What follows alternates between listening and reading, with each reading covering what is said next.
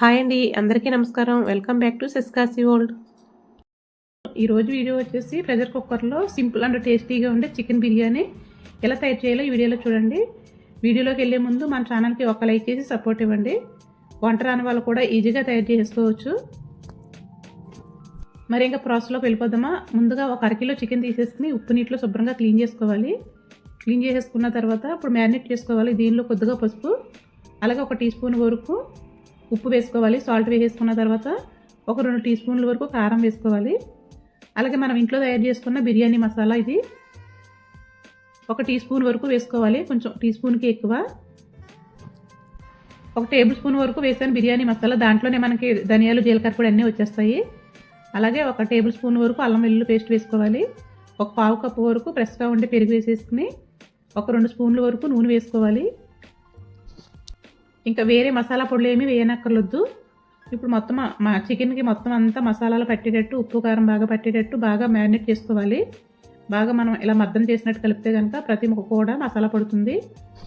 1 spoon నిమ్మరసం కూడా వేసుకోవాలి. ఇప్పుడు మూత పెట్టేసుకుని పక్కన పెట్టేసుకుందాం ఒక అరగంట సేపు.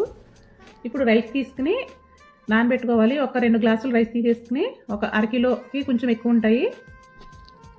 2 సార్లు క్లీన్ చేసేసుకుని పక్కన పెట్టుకుందాము. ఇప్పుడు స్టవ్ పైన కుక్కర్ పెట్టేసుకుని చికెన్ మ్యారినేట్ చేసిన అరగంట తర్వాత 2 టేబుల్ స్పూన్ల నూనె, కొద్దిగా నెయ్యి వేసేసుకుని హోల్ బిర్యానీ దినుసులు వేసేసుకోవాలి. బిర్యానీ మసాలా దినుసులు ఉంటాయి కదా, లవంగం, చెక్క, అలాగే దాల్చిన చెక్క, ఇవన్నీ కూడా వేసేసుకోవాలి. కొద్దిగా వేసుకుంటే సరిపోతుంది.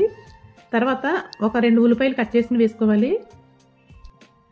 మనం ఆల్రెడీ బిర్యానీ మసాలా వేసాం కాబట్టి బిర్యానీ దినుసులు బాగా ఎక్కువ వేసుకోకపోయినా పర్వాలేదు. ఉన్న మట్టికి వేసుకోవచ్చు, కొద్దిగా వేసుకుంటే సరిపోతుంది. ఇప్పుడు ఉల్లిపాయ ముక్కలు మొత్తం మసాలా దినుసులు అన్నీ వేగిపోయిన తర్వాత ఈ చికెన్ వేసేసుకోవాలి.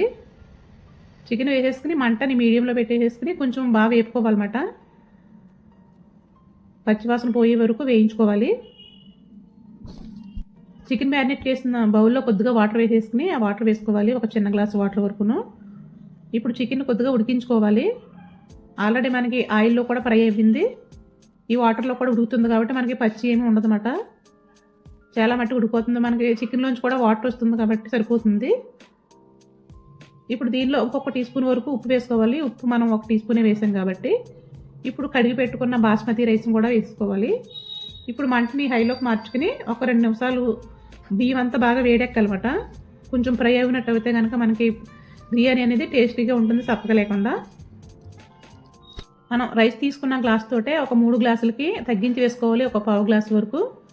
ఎందుకంటే కుక్కర్లో పెడుతున్నాం కాబట్టి. మనం 2 గ్లాసులు రైస్ తీసుకున్నాం కదా, దానికోసం 3 గ్లాసులు వాటర్ పోసుకుని 1 పావు గ్లాసు తగ్గించుకోవాలి. 2.5 గ్లాసులు వేసుకున్నా సరే, లేదా హైలో 1 మీడియంలో 1 వేయించుకోవచ్చు.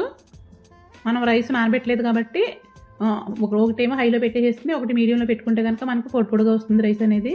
అది కూడా రైస్ అయిపోయిన తర్వాత 10 నిమిషాలు ఆగి విజిల్ అంతా ఆవిరంతా పోయిన తర్వాత తీసుకోవాలి. అప్పుడే మనకి రైస్ పొడిగా వస్తుంది అన్నమాట. వీడియో నచ్చితే కనుక లైక్ చేసి సపోర్ట్ చేయండి ప్లీజ్. మోర్ వీడియోస్ కోసం please subscribe. Thank you for watching.